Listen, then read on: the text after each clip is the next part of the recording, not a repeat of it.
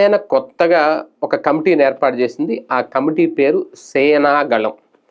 అంటే ఈ కమిటీ ఏం చేస్తదంటే, ఇప్పటికే జనసేనలో మొన్న ఆయన రాజమండ్రి సభలో మాట్లాడారు. కొంత వార్నింగ్ ఇచ్చారు. ఒక రకంగా కార్యకర్తలకు కానీ, కొంతమంది నాయకులకు కానీ, మీరు ఇష్టానుసారంగా వ్యవహరిస్తే కుదరదు, మీ మీద చర్యలు తీసుకుంటాం, ఎవరికి నచ్చినట్టు వాళ్ళు మాట్లాడుతున్నారు అనేది.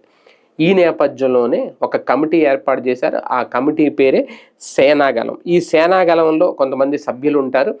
వాళ్ళు ఏం చెయ్యాలి అనేది ఒక నిర్ణయం తీసుకుంటారు. అంటే సోషల్ మీడియాకి సంబంధించి కానీ, కొంతమంది నేతలు కానీ, కార్యకర్తలు కానీ పార్టీకి సంబంధించి అనుచిత వ్యాఖ్యలు చేసినా, ఎవరైనా తప్పు చేసినా, ఇష్టం వచ్చినట్టు మాట్లాడినా, ప్రజా ప్రయోజనాలకు విరుద్ధంగా వ్యవహరించినా ఇమీడియట్గా ఈ కమిటీ అయితే రెస్పాండ్ అవుతుంది. ఇందులో ప్రధానంగా ఈ కమిటీ సభ్యులు ఎవరైతే ఉంటారో వాళ్ళు చాలా బాధ్యతాయుతంగా స్పందించి పార్టీ వైఖరిని ప్రజలకు తెలియజేస్తారు. ఇది ఇక్కడ కీలకం. అంతే తప్ప వీళ్ళేమి ఆ నాయకుడి మీద వెయిట్ వేయడమో, సస్పెండ్ చేయడమో ఏమి చేయరు. కాకపోతే ఆ కమిటీ ఏం చేస్తారంటే ఒక నివేదిక ఏమన్నా ఇచ్చే అవకాశం ఉంటుంది. ఆ నివేదిక ఇచ్చిన తర్వాత పార్టీ ఏమైనా యాక్షన్ తీసుకుంటుందా అనేది కూడా ఇక్కడ చాలా కీలకం.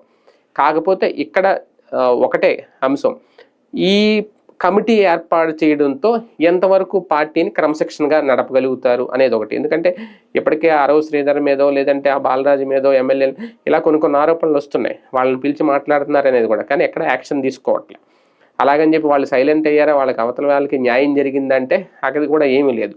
కాకపోతే ఇప్పుడు ఈ కమిటీతో పార్టీ మీద మచ్చపడకుండా వీళ్ళు బాధ్యతాయుతంగా వ్యవహరించి వాళ్ళు జరిగింది తప్పో ఒప్పో ఆ విషయంలో మాట్లాడతారు.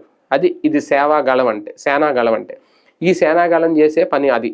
ఇప్పుడు ఈ కమిటీలో ఎవరెవరిని వేస్తారు అంటే అది ఆ కమిటీ ఇష్టం.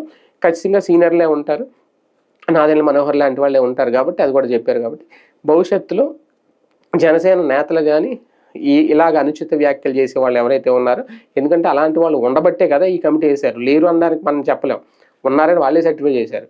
మన పవన్ కళ్యాణ్ గారే అన్నారు, ఎవరికి ఇష్టం వచ్చిన వాళ్ళు మాట్లాడుతున్నారు, ఇష్టమైతే ఉండండి, వెళ్ళిపోండి అని కూడా ఆయన వార్నింగ్ ఇచ్చారు. సో ఇప్పుడు అలాంటి వాళ్ళందరూ దారిలోకి వస్తారా, వాళ్ళని కంట్రోల్ చేయడంలో ఈ సేనాగళం ఎంతవరకు ఉపయోగపడుతుంది, ఎంతవరకు పార్టీకి కలిసి వస్తుంది అనేది వేచి చూడాలి.